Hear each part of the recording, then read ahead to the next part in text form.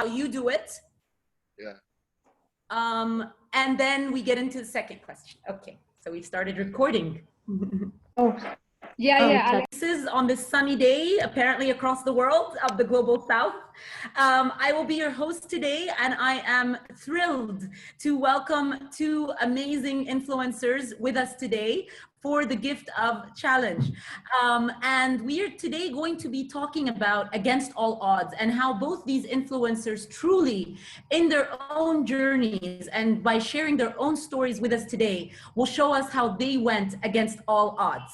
So before I go and introduce them, we will be getting more of an introduction to South Women. Before we do that, as everybody's joining our event today, wanted to share with you that this is live on Facebook right now and also will be available on our YouTube channel, and the link will be shared after we're done.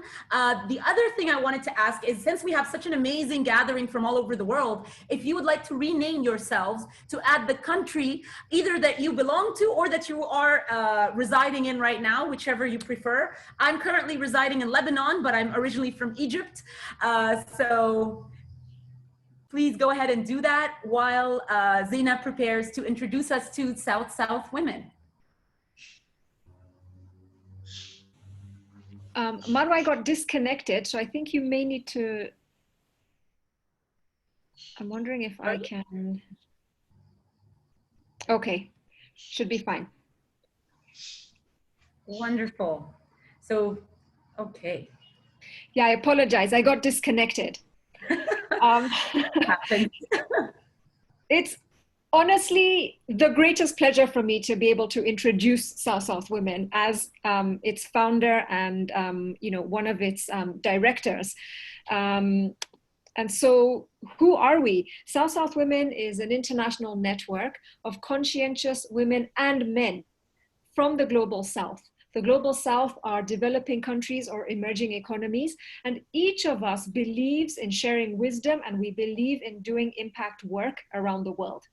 And what brings us together in our wisdom conversations is that these conversations are all about creating connections across cultures through sharing authentic experiences.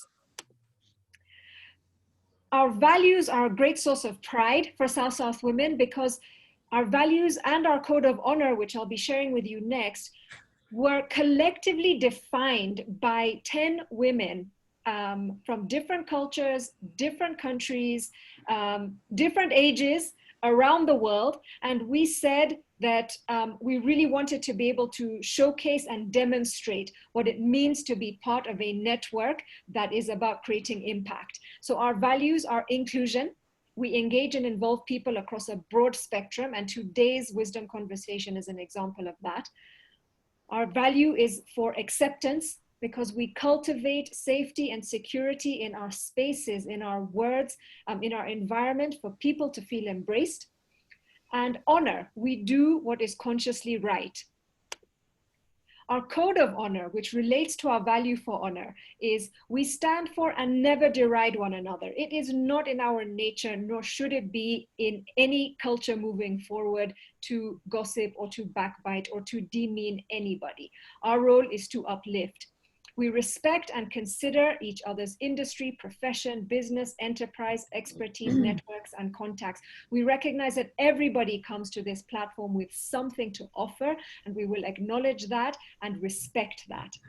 We respect the integrity of the creation of the network. Fundamentally, we speak truth. Truth is personal, but we aim to speak that. And above all, we seek to understand. Thank you for being here with us today. Thank you, Zina. And I want to begin by sharing with you a little bit of a background about my good friend MAGDY, who I've known now for over 6 years. So as we learn more about MAGDY's journey, let me start by telling you that in the first school that he attended, they had him face the wall for 2 years so as not to cause anxiety to the other children. Years later, he received a rare standing ovation as he graduated from my own alma mater, the American University in Cairo.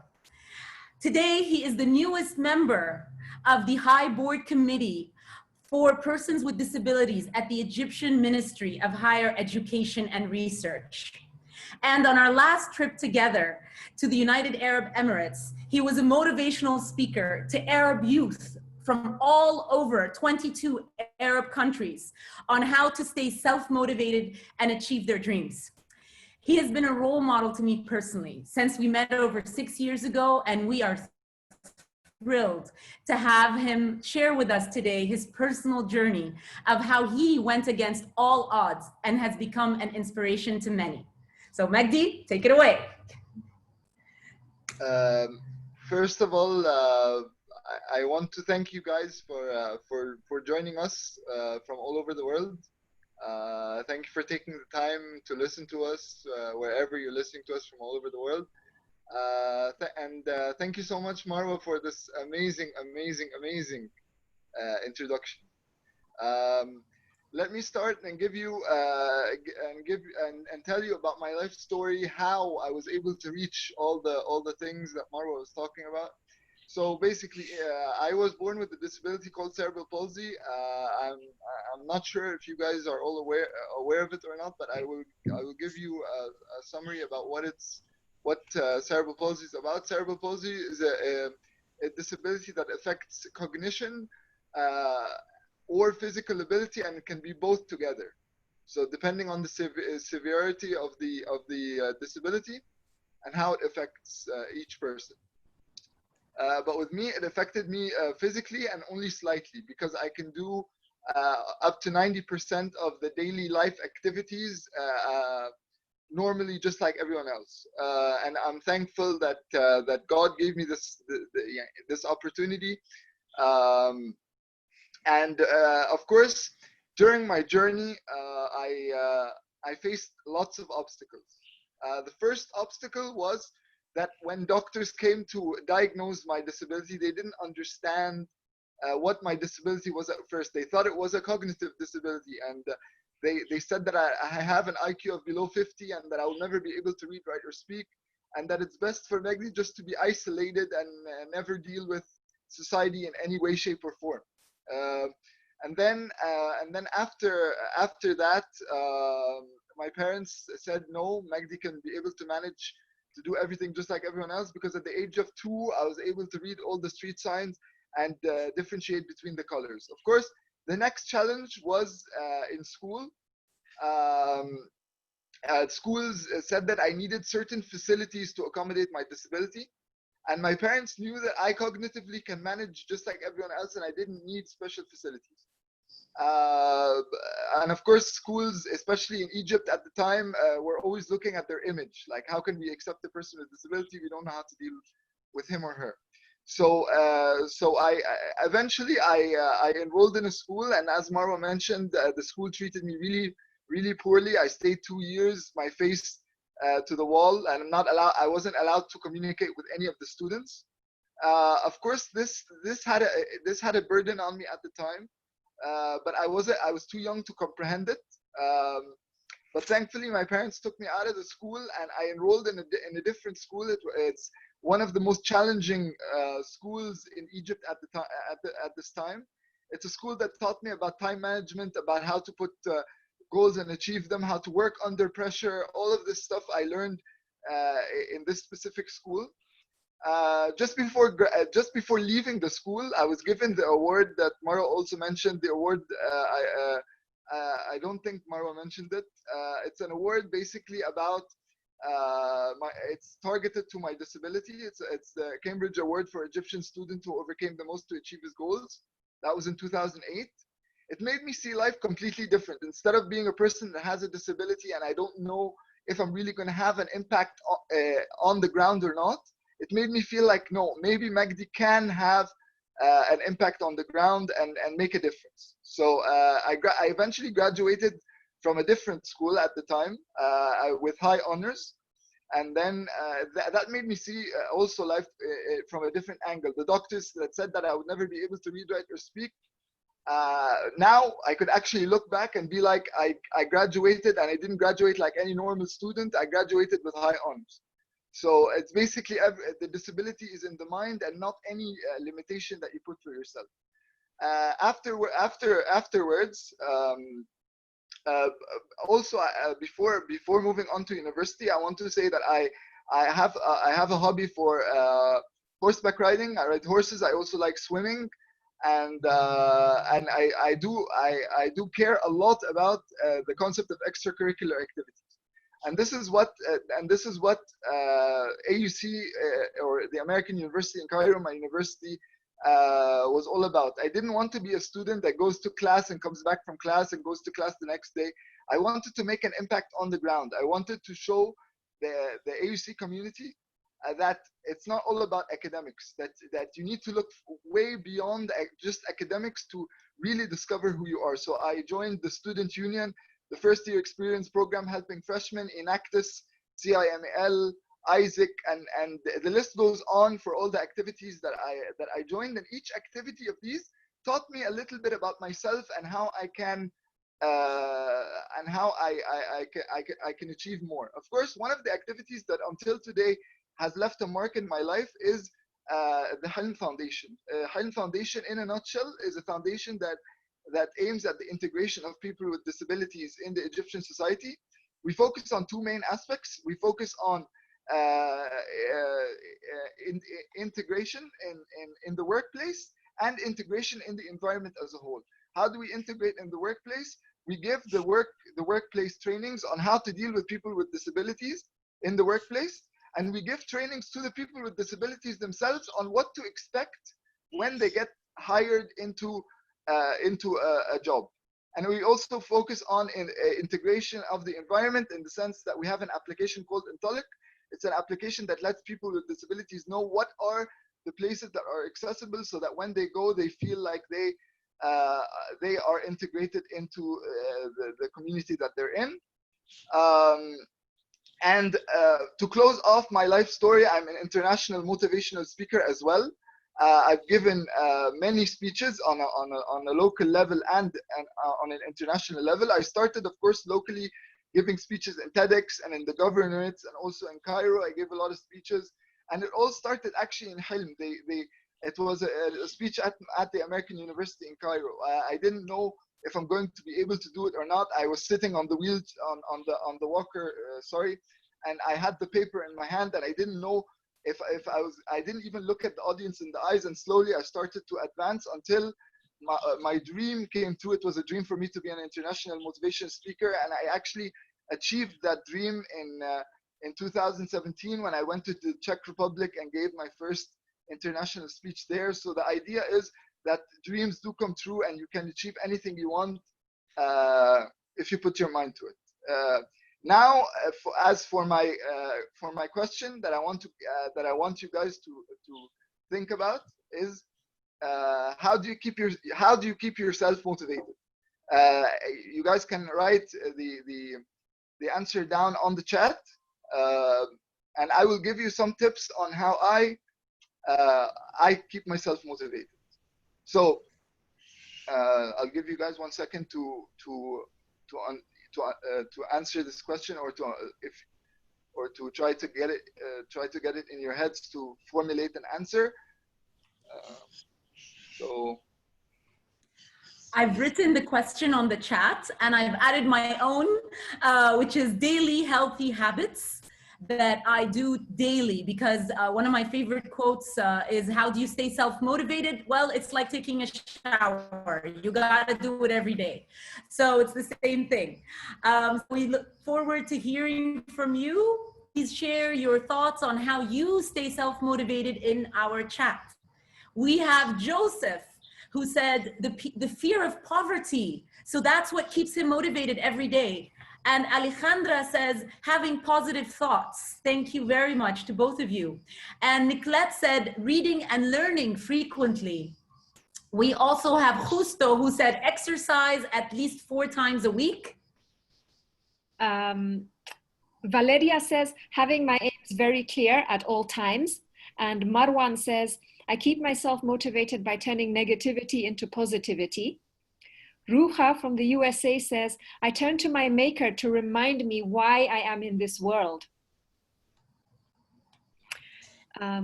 Wow, guys, these answers are really, really enriching even to me. I will give you in a nutshell exactly how I keep myself motivated in the very challenging world that we're in right now, and especially with COVID-19. A lot of us might feel like, when is this going to end? I don't know. I don't see the light at the end of the tunnel. But the idea is, how I keep myself motivated is I always put short-term goals and long-term goals. What do I want to achieve on the in the short run, and what do I want to achieve on the long run? Basically, one of my main long-term, two of my main long-term goals actually, is that I want to become an international motivational speaker and travel the world giving an international motivational speech, which is kind of what we're doing here on Zoom, but live in the audience, of course, is much stronger because you really feel the electricity in the audience. And I want to tell you, every time I'm on stage, I get the electricity, or I get the energy from the audience more than I actually get it from myself. So that's one main thing. Another thing is that I want to focus on the issue of integrating people with disabilities in the Egyptian society through what Hilm Foundation and of course we have a lot of other foundations that we collaborate with in that cause, because it's very important, because we have from 15 to 17 million people with disabilities in the Egyptian society. And the idea of how I keep myself motivated is these goals. And I always tell myself, I always remind myself of the goals that I'm doing. Sometimes, which is normal in everyone's life, we feel, what are we doing? Like, what are we doing? Is the path that I'm doing correct for me, or should I change the path? These questions are perfectly normal to be asked, and they are basically reminders of whether we are on the right track or not. And the idea, to close this point off, the idea is that each one of us has something that drives us, that pushes us, our passion. Each one of us has it, but some of us have not discovered it yet. The key here is to discover what it is that moves you, what it is that pushes you forward. And once you discover it, you will feel like you're waking up in the morning doing that task without actually feeling that you're exerting effort. This is the point that we all strive to achieve, the point where we're doing it and we're actually happy doing it, which is what I actually feel with Marwa as a master trainer. I feel like she does it without feeling that it's an effort or a burden. And it's the same with me when it comes to motivational speaking, or when it comes to helping Hilm with the integration of people with disabilities in the Egyptian society. So you have to find that point in your lives, and I'm sure that each one of you guys has a value to add to the world that we live in today. I'm just going to ask you one more question. What are the ways that you think would make your society or country more accessible for people with disabilities? Also write in the comments, what are ways that you think you can make your country or society more accessible for people with disabilities, and we'll quickly run through the answers. As you do that, I'd just like to acknowledge a response to the prior question from Ibu Kun, who said how they keep themselves motivated is by learning new things outside my scope, especially on pets. Very interesting. And Valeria said, believing in me. She also added, thank you very much, MAGDY. This is so important. I'm an educational psychologist and worked for 9 years in the UK as such, and also in Argentina. We must change our role as educational psychologists and educators to empower everyone, focusing on our strengths rather than our difficulties. That's really beautiful. And I've actually gotten a couple of responses as well to the first question on how to keep self-motivated from Justo. He says, walk around Nairobi and talk to all kinds of people so we can support each other in these difficult times. Helen from Nigeria wrote, positive thinking and dream big. And I've also written up the question that MAGDY had, the second one, what are ways that you think you can make your country or society more accessible for people with disabilities? And I already got Joseph's answer, inclusion. Nigerians do not include people with disabilities in any aspect of the country. And we also have Nicolette, who wrote Destigmatization Around Physical and Mental Disabilities. Helen wrote By Acceptance.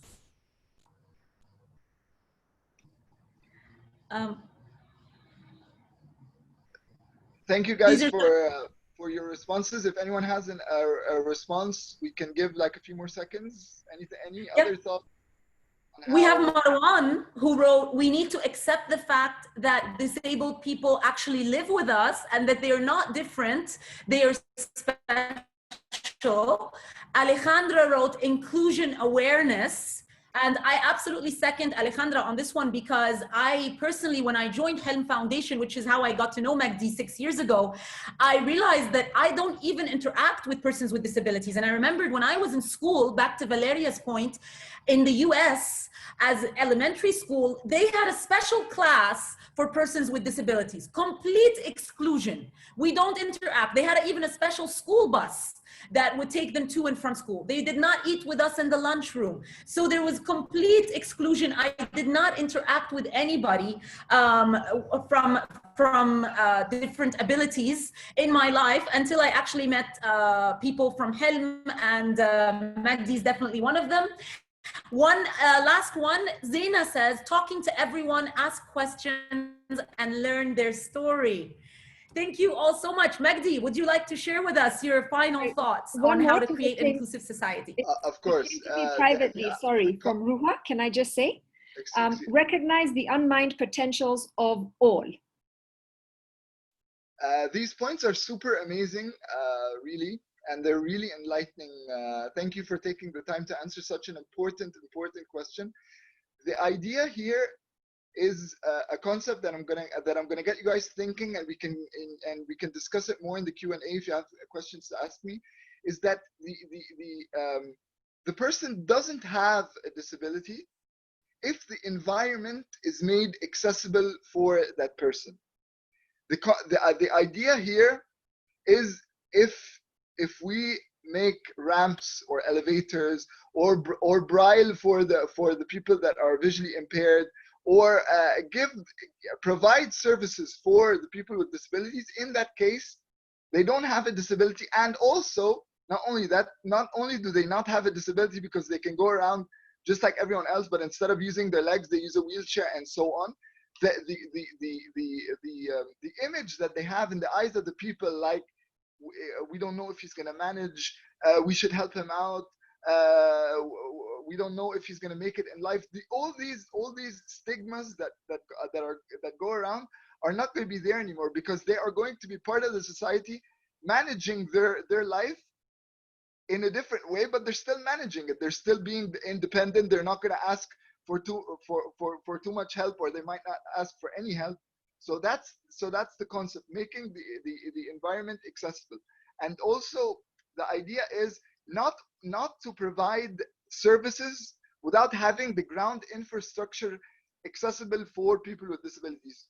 What I mean by that is, you can't provide services, or you can't provide, for example, a bus that is accessible for people with disabilities, but not have the actual street and the pavement and the work done to allow this bus to work at its full potential. We need to work in the infrastructure of the country first, to allow for these changes to take place. And these changes need to be made by policy change.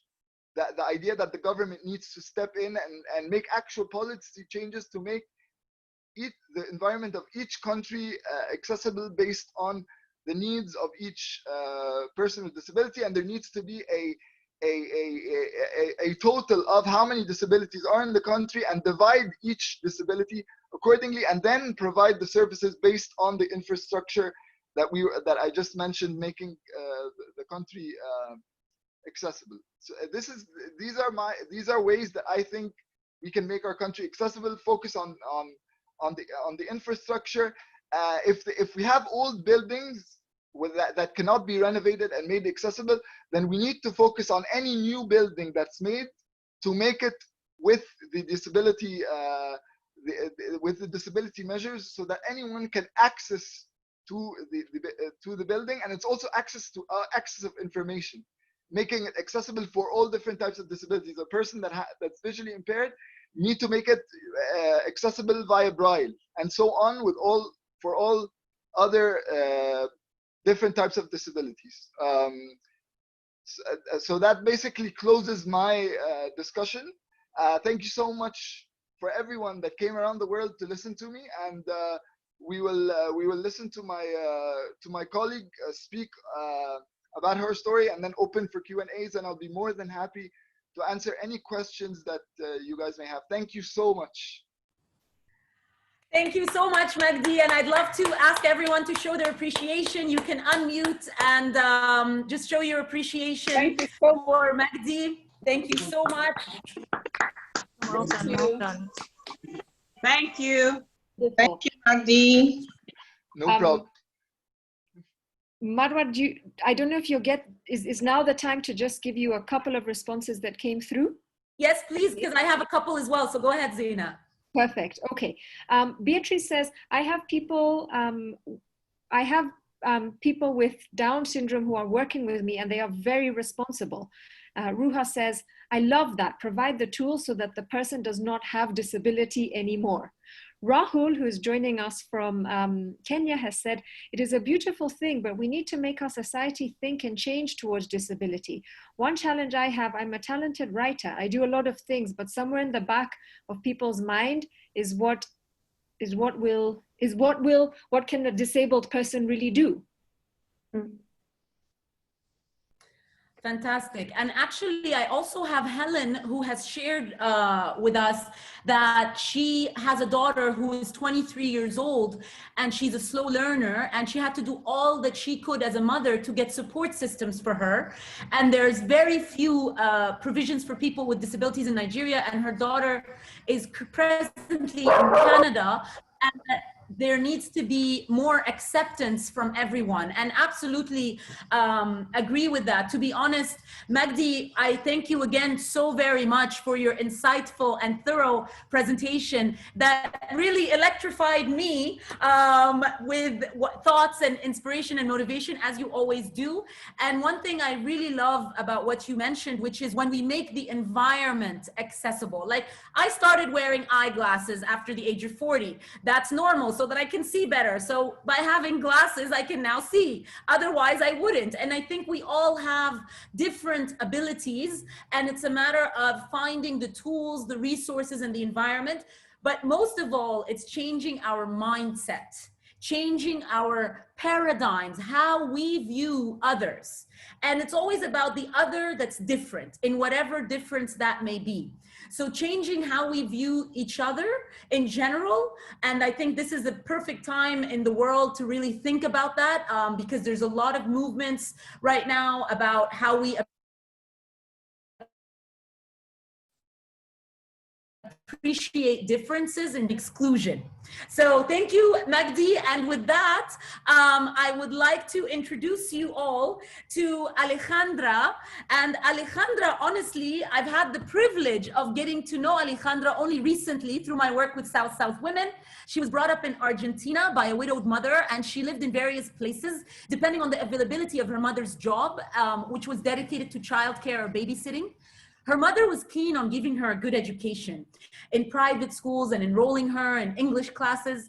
She interrupted her studies at the age of 25 when her first son was born, and became a full-time mom and housewife for 22 years. She rejoined the job market in April 2017 when she met Justo and Zina and began collaborating with them on different projects such as South Women. When I joined South Women this year, at first I saw a calm, hardworking woman that got the job done quietly. But her genuine smile hinted at a lot more beneath the surface. And over the past few months of working closely with her, I can tell you that you are about to hear a story that is of love, faith, and resilience in the face of tremendously challenging circumstances that any mother may face.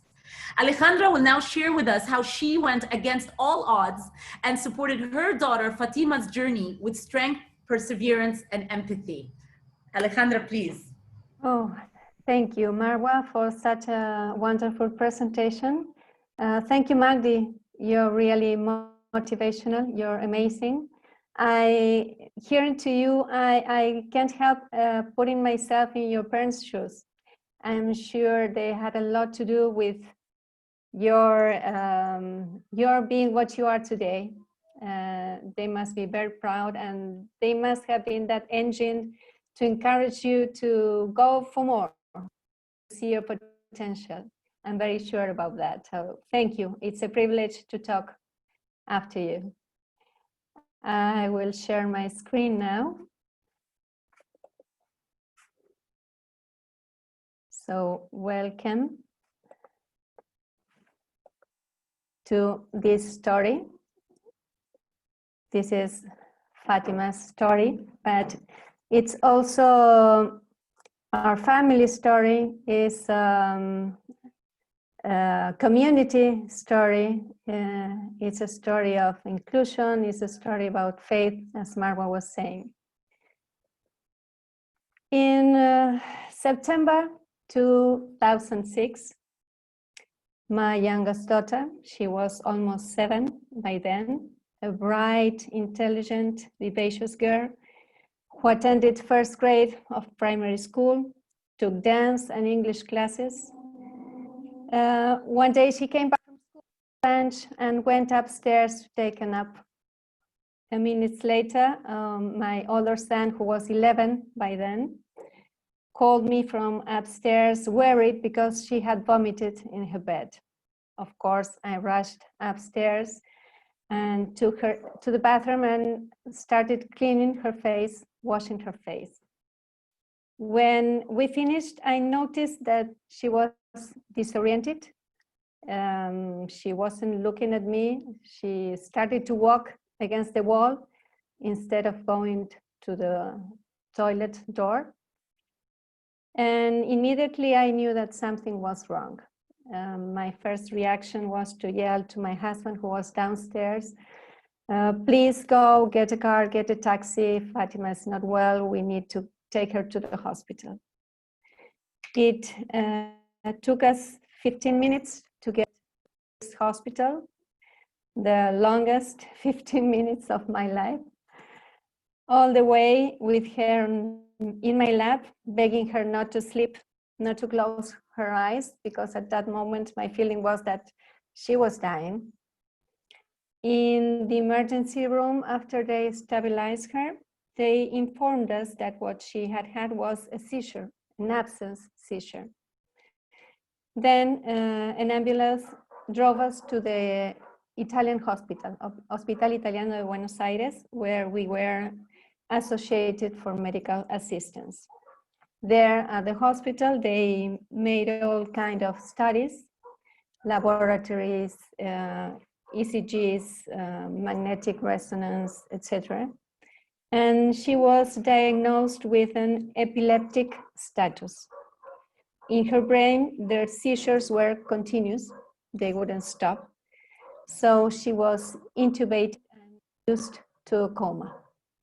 So yes, life can change in an instant. She remained in intensive care for 3 months. They tried all kinds of combinations of anti-epileptic medication. They did a tracheostomy to preserve her vocal cords after so long on a ventilator. And I kept there by her side waiting for her to wake up, because I was expecting that someday she would open her eyes and everything would be okay again. But medication didn't work for her. So after 3 months, when there was nothing else to do, a French neurologist, Dr. Olivier, he was in Buenos Aires for a pediatric neurology congress. And Fatima's neurologist talked to him, asked him to visit her hospital, and asked for a second opinion. This doctor suggested to introduce her into a ketogenic diet, even though she was in coma. He had tried this in other patients in coma, and in some he had some good results, seizures had reduced, but they always had some sequels. So we started her on the ketogenic diet, and this diet is a very special diet. It's a very low carbohydrate, high fat diet with change metabolism in the body from burning glucose for energy to burning fat for energy. So she was started feeding, having this bottle of milk cream and corn oil 3 times a day through her nasogastric tube. And the result was significant. She was no longer in an epileptic status. This was great news after 3 months, of course, of her brain never stopping the seizures. And of course, side effects were expected. She had suffered brain damage. And as she was hemodynamically stable, they told us it was time to take her back home. They would provide us with all the elements to take care for her at home as if she were in hospital, but she needed to have a more welcoming environment with her family, her smells, her noises. And this was a challenge for us because there we felt secure. We had the doctors, the nurses in case anything went wrong, and thinking of taking her like that to home was really scary. But we had all the elements and the help provided. So once at home, we started a journey of rehabilitation to have better quality of life and to achieve small independence and to know that things gradually settle in. It is true that there were and there are many barriers in life. It is quite hard, but not impossible. Those first months of rehabilitation at home, I only prayed that she would react somehow and be able to communicate, even if it was by signs. We didn't know if she saw, if she heard us, if she knew us, if she recognized who we were, that she was at home. She had no reaction at all. And it took her 2 years to wake up. 2 years of hard work, but the most memorable 2 years in our lives. The everyday little miracles I witnessed. Her first look, to hear again the sound of her voice, her first smile, watch her taste her food again, see her standing again, her first step, her first walk. And from there on, any other achievement was a gift. Thanks to a wonderful supporting team in every step, her neurologist, her pediatrician, her nurses, her rehabilitation therapists, family, friends. When she was able to eat by herself again, at that time there wasn't many choices of products available as there are today. So I had to learn how to cook for her special meals that were according to this diet, to this ketogenic diet. So after 2 years, we started to withdraw her from the diet, maintaining a combination with a low dose of anti-epileptic medication as well. So now she was ready to go back to school, to go back to that school that for 2 years had been there supporting us and waiting for her to go. Welcome back. We were lucky. We had a lot of support from them, and we could arrange a great team, an integration team together with the school, working together to give her the chance to reintegrate to her studies and to start having a new normal life with her times, with her new abilities, but they were really important to have this support from them. They accepted the challenge of working with this new modality in the institution and provided the tools to help her with reintegration. Not every school was or agreed to do that, but they did. So we continued to advance, and she managed to finish her primary school. Then high school was the new challenge. The school integration team kept supporting her progress, and she could make it through high school too. She graduated from high school. In the middle, she had other issues with her health. She developed glaucoma. She almost lost sight, 70% vision of her left eye. She was operated. And in February this year, she was operated from her right eye too, that developed a glaucoma as well. But that we could do it on time, so she did not lose any vision. So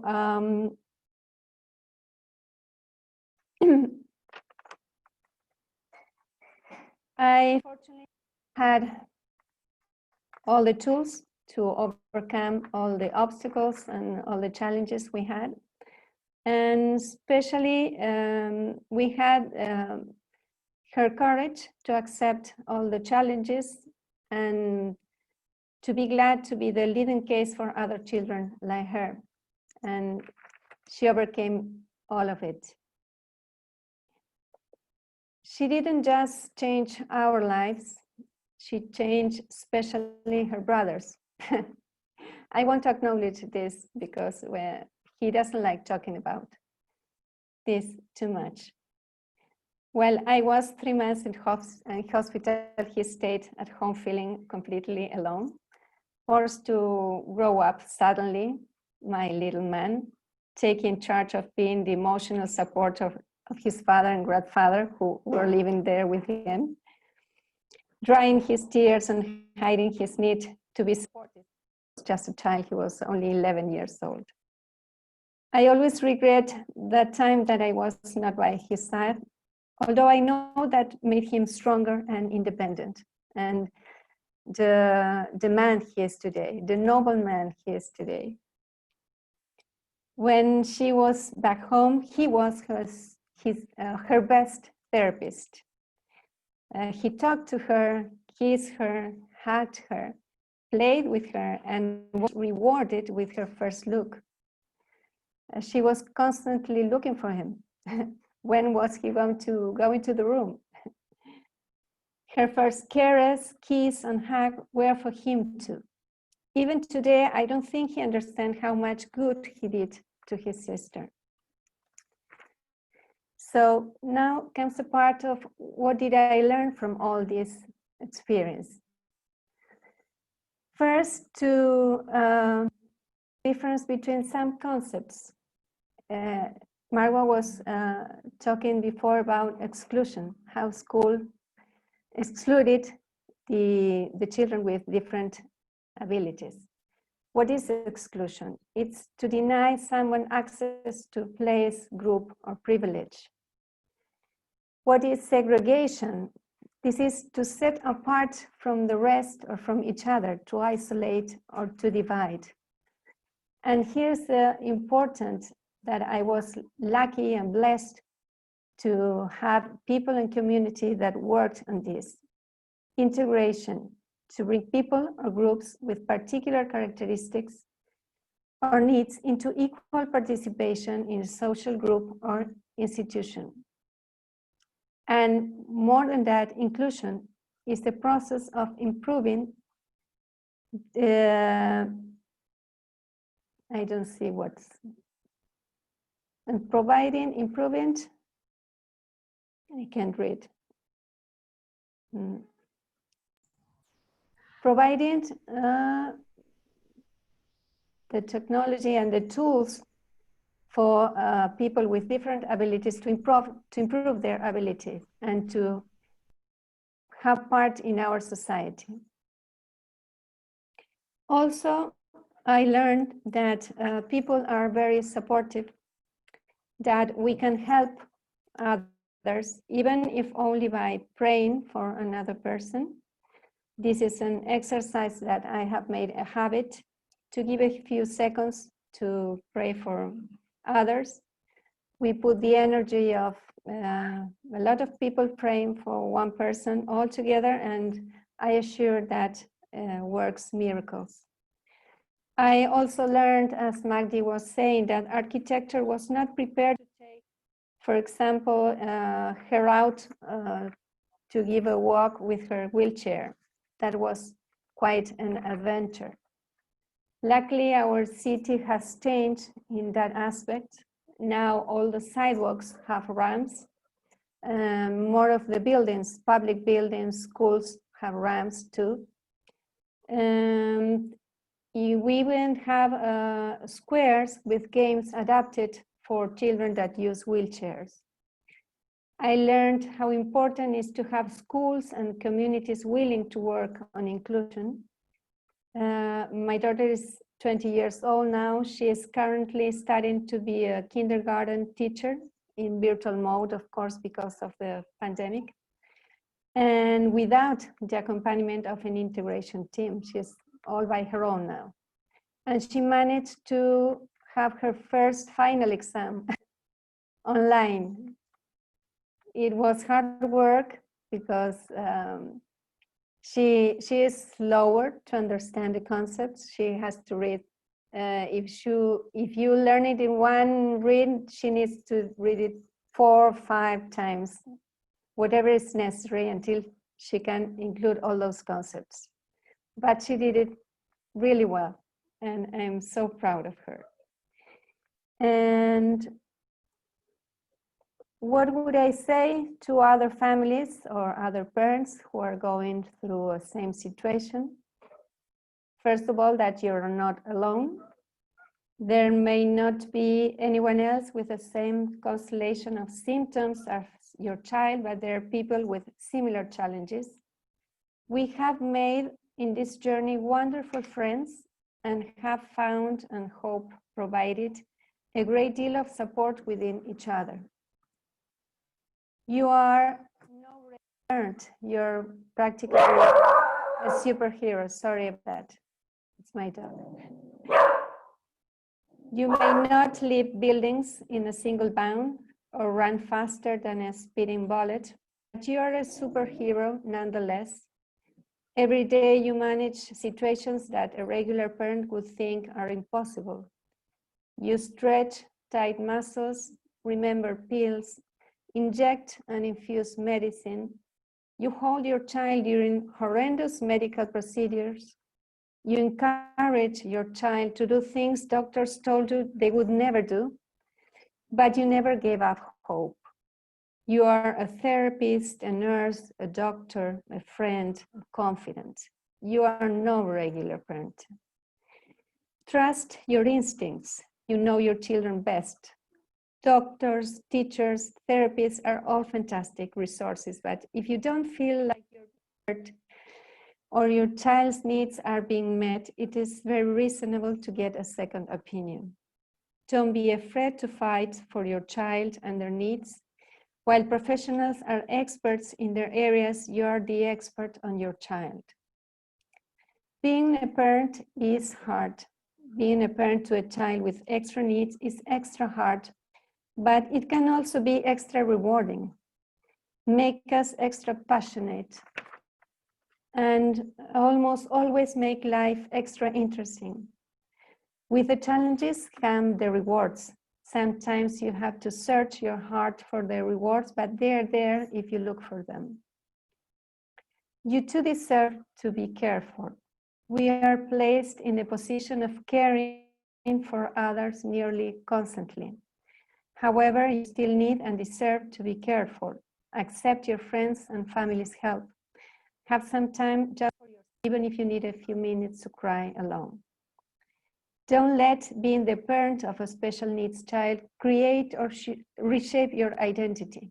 We are many things, Being a parent to a child with special needs is part of our identity, but it shouldn't be all of our identity. When you focus all your life, all your contacts, all of yourself around your child and their needs, who you are can get lost. Find things in your life you enjoy doing. You aren't perfect, and that's okay. No one is perfect, we all make mistakes. Beating yourself up isn't going to change the situation, so try to move on. You will have to make painful decisions that hurt your heart and leave you questioning everything you thought you knew or understood. Know that you're doing your best. Celebrate the little things. Brag about those accomplishments that might seem small to others, but are huge for our kids. Our kids develop on their own clock. They learn many skills late and some they never master. A wiggle toe that couldn't wiggle before, a word, a sentence, a smile, a hug, whatever that milestone may be, shared with those who you love and your child. Don't compare. Your child is unique and will have his or her own individual strengths and challenges. Keep your sense of humor. Never lose your smile. Make time to enjoy your other kids. We sometimes tend to be fairly busy and often overscheduled taking care with our special child. However, while everything is important, it's also to make time to play, to laugh, to be silly and just enjoy our other kids, to read to them, to snuggle with them, engage with them, and tell them how important they are in our world. I hope that I was helpful, and I want to thank you very much for your attention. This is all my presentation. Thank you, Alejandra, and I invite you, if you would like to unmute, to show your appreciation for this very moving. Thank you. Thank you, Alejandra. Wow, what inspiration today, and what power from our two influencers as they share their story and their journey. And I'd like to open the floor now for Q&A. And as we do that, you may unmute yourself to ask a question to our two influencers, or you may write your question in the chat as well. As we do that, I will read three last comments that we've gotten along the way on the chat from Joseph. He said, personally, I'm dyslexic. No additional support was given back in Nigeria, but in the UK, I get additional time for exams and more time to report at work.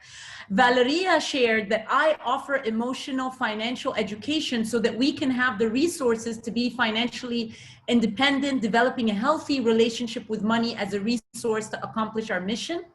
And Dr. Mayra wrote, I am so touched by the presentations, superb presentations. I'm very inspired by them. So I'd like to open the floor for questions for our beautiful influencers today.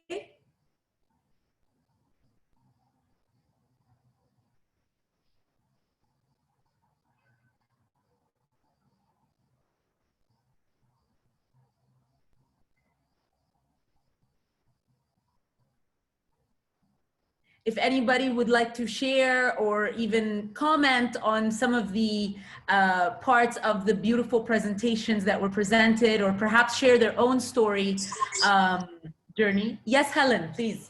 Yeah, I would like to say something. Thank you, Magda and Alejandra. You put you fact, especially when she was speaking, she was just speaking to me.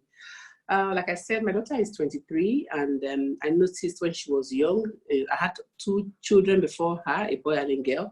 I think there was something wrong because she didn't work on time, she didn't talk on time. It took us to, she was about 2 years before she made her first movements. And like what Alejandra said, we're so happy because it was a milestone for us.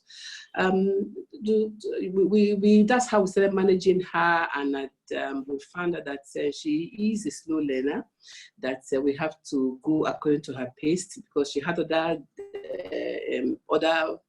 physical, not physical, physically she was good, but I knew there was something, she was slow. She couldn't control her bladder. She couldn't do a lot of things that was not right. But all the same, I was still pushing. I wrote her in school. She did her, I made her, because like I said, as where we are here in Nigeria, we don't really have that so much support system.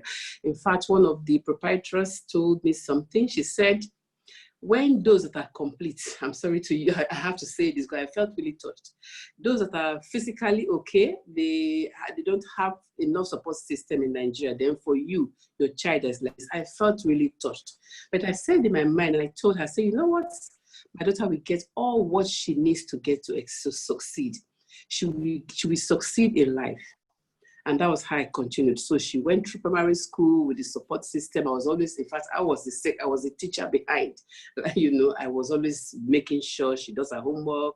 You know, she was in an inclusive school. I told them, because what her teacher said, I had to get a special teacher, somebody that is somebody that understands. So what she said was that she has to be in an inclusive school, so she doesn't stay in just where she needs to want to walk like them. She needs to, you know, challenge herself. That's the right word. She needs to, you know, so she did primary school, she did high school, secondary school, we call it secondary school here in Nigeria. When she was done with that, all of that. So we knew she has to be a vocational. She has to go to, but she's 23 now, and the doctors say she has her senses is a child of about 15, 14 years. I don't know. So it's, you know, so you can imagine. Anyway, the long story short, we had to, we saw that we didn't have that facility here in Nigeria. So we had to, with the support of with teachers and all that. So she's in the vocational school in Calgary now, in Canada. And the system there, they know that she did, they know what she is, because she's in a school where, you know, the other children, and, you know, so she's getting the best. So what I would say in essence, in all, is that we need that acceptance has to be there. We shouldn't just say, who is this? You know, everybody is special. That's what I've come to realize. Yeah, I have 5 children, and amongst the 5, after her, I had 2, a set of twins after her. I see that, you know, they're all different. She has her own strong points, and I really want to say that we should accept inclusion. We need to include them in whatever we want to do. We need to accept children with disabilities. Thank you so much, Magna. I must be honest, you are doing so well, Magna. You did very, very well. I'm really inspired. Thank you so much. Thank you, everyone. Thank you. Thank you. Thank you so much, Helen. That is very inspirational as well, what you shared, and thank you for that vulnerable sharing. Thank you, everybody. I would like to also read out a few of the thank yous that have been shared with us on the chat. From Justo, he said, amazing people behind the amazing journeys, my total admiration. Hazem Fadl said, I want to thank you guys so much for this amazing session, and thanks for giving us inspiration. Ruha said, such seemingly insurmountable challenge, so much pain, and yet so much priceless wisdom gained. Thank you for so much inspiration, both presenters. Marwan Fadl wrote, I just want to say thanks, Ms. Alejandra and Mr. MAGDY really did challenge against the odds, and that's so special, and they should never give up. And I would like to thank everybody who has taken the time from their days and from their work day, from their holiday, and joined us today. And if there's any last comments, Zina, that you got on the chat that you'd like to share, please. Perfect. So Beatrice Pomier says, all my admiration for you both. And Orginica says, very inspirational. Paul Otieno also said, thank you for the inspiration, Alejandra. That's really beautiful. I think we're all leaving here today really inspired, very energized, and I am personally very humbled listening to both your journeys and your determination in different capacities from your stories to truly go against all odds and to really see challenge as a gift. Thank you very, very much, MAGDY and Alejandra. If you'd like to say any last words, please go ahead and share them with our audience. And I think Zena has one more share as well. Yeah, Andrea said, I have to leave, but I love to be able to hear Alejandra for a little bit. And Dieprie says, thank you to all the amazing presenters. You are all special in your ways and your stories have inspired me. Wonderful. And one more last comment from the chat. We have from Ruha. She said, thank you to the organizers connecting us from all over the world in our common human journey. And what a lovely sentiment. Absolutely. We're just all humans. We're all just trying to get by on this planet. So thank you for that. Justo, did you want to say something? I see that you unmuted. Yeah. Just to share, you know, how proud we are to work with Alejandra and to start to do things with MAGDY. It's a, you know, it's a pleasure. It's really, you know, we're blessed with, you know, Emerging Mundos, with South women to have such strong women and people like MAGDY, you know, raising their voices and sharing their lives. It's really, you know, speechless. Thank you so much. Thank you for the space. Thank you for the support. And thank you for being there, for moral support, Justo. And thank you for everyone who came from around the world to support us. Thank you so much for your time. Thank you, MAGDY. Ebiene, would you like to say something? Yes, I would. Thank you so much for sharing your journey with us. I, as a person, I am motivated. I am more encouraged. In fact, I have been challenged by this presentation shared to do much more and to open my heart much more to, I do not like to call them people with disabilities. I prefer to call them special gifts, not special persons, but special gifts. Because over time, I've realized that every one of us actually does have a disability. It could be a disability in our attitude, in our behaviors. It could be physical, it could be spiritual, it could be mental, but we all have disabilities. I'm challenged today to shed the part of me that is slightly judgmental. And I must say thank you. I am very grateful for this. I am also challenged to lend my voice into advocating for special needs.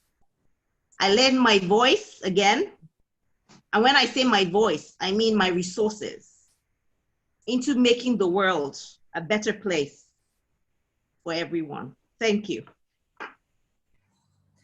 Beautifully said, Ebiene. Thank you so much for that. And I see that your voice is very needed from the comments that we got from Nigeria. So as an advocate for special gifts, absolutely see so much that we can do, all of us in our respective countries, societies, communities, families as well, because mental health is such an issue right now everywhere. Physical health, physical well-being. Someone said in an event I attended that we've all become wheelchair users now. Since COVID started, we're all behind our laptops or our computers and working from a desk chair and unable to really move and come closer to the people that we love. So that's also something to ponder as the world is evolving. And I want to share something that Marwan left in the chat as well. And this really touched my heart. He says, Mr. MAGDY and Ms. Alejandra, you should keep on sharing your stories because it changed my life and my way of thinking, and it will change other people's lives. So thank you both for that. And that, I don't think we could really impact more than changing hearts and minds, truly. So Magdi, any last comments? And then Alejandra, any last comments before we wrap up? Thank you so much, everyone, for organizing this and for taking your time. And thank you, Marwan, if you're listening, for that very touching comment. Thank you guys again, and I'll leave the floor for any last comments. Thanks so much, guys. Thank you. Thank you, Magdi. Thank you so much. Thank you for sharing this space with me too. And thank you all for your attention and your time. Thank you for being here every Monday, not only today, but every Monday. Okay. Yes, and thank you so much, everybody. My heart has expanded in this last hour. Thank you very much on behalf of everybody at South Women. We look forward to seeing you again. Stay tuned for the YouTube link of this conversation, and you will also be invited to future conversations to contribute as well. And Magdi, you know you're now part of the family, man. So it's a pleasure. you come anytime. Okay, it's a pleasure, really. All right. Thank you, everybody. Have a great day. Thank you so much. We love you all. Bye. Thank you. Blessings. Bye. Bye. Bye. Bye. Bye.